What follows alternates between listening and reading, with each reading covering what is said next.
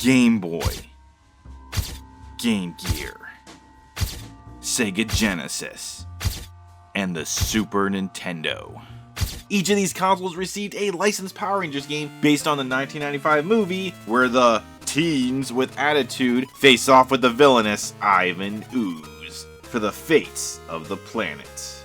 A simple premise to be sure, and one prime for adaptation, but despite all that, all 4 of these games are very different, and one of them is an imposter. And I intend to find out which one.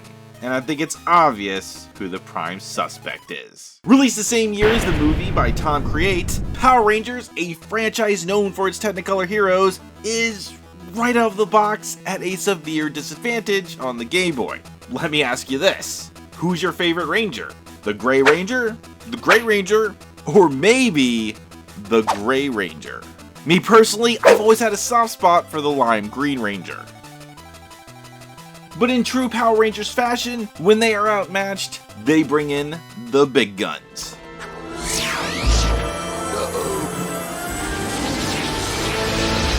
The Game Boy Power Ranger games, yes, both the first and movie game, are some of the select few to receive color upgrades when played on the Super Game Boy, and arguably are the games that needed them most, since otherwise, all of the characters are exactly the same.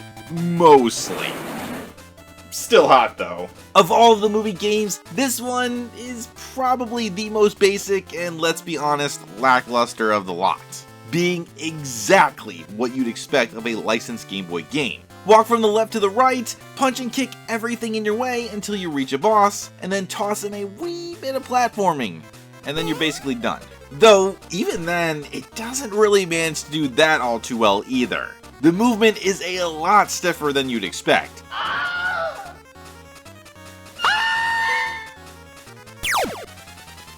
And the hit detection is iffy at best. Not helped by the fact that the jump attacks alter between punch and kick, which can be awkward since obviously the hitboxes are at different heights. Though I'd argue that the most frustrating aspect is that you have no iframes. So yes, it is incredibly easy to have your health completely chunked in just a few seconds. But a good detective never dismisses anything based solely on surface level evidence, as there is more here than meets the eye. More than just a simple cash grab off a hot IP, it actually does try to do more than its predecessor, especially with its Power Ranger heritage. For starters, this is the only Power Rangers game that actually lets us play as the Rangers in their ninjetti outfits before transforming. I'm a frog. So clearly, the dev team had a little bit of insight into the movie during development, which you would think would be the case with all movie adaptation games. But no, that's why most of them suck. And, believe it or not, this does add a tad bit of depth as well. Like its big bro on the SNES, the Rangers aren't morphed from the get-go. You have to destroy enemies and collect lightning bolts in order to fill up this gauge at the bottom here. Max it out, and it's go time.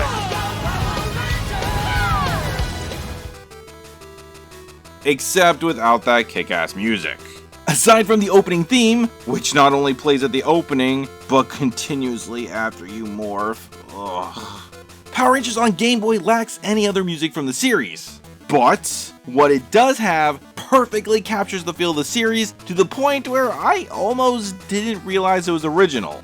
So, kudos.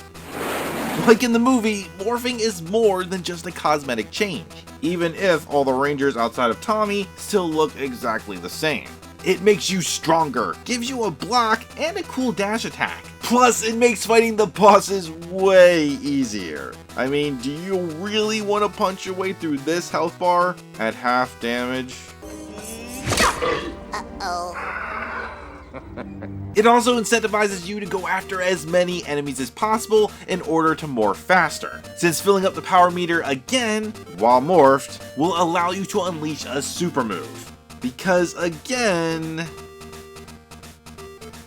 Yeah, speaking of the bosses though, as you can see, Power Rangers is rocking the Mega Man style stage select, with only Ivan Ooze being locked off until the end. Though more importantly, take a look over here.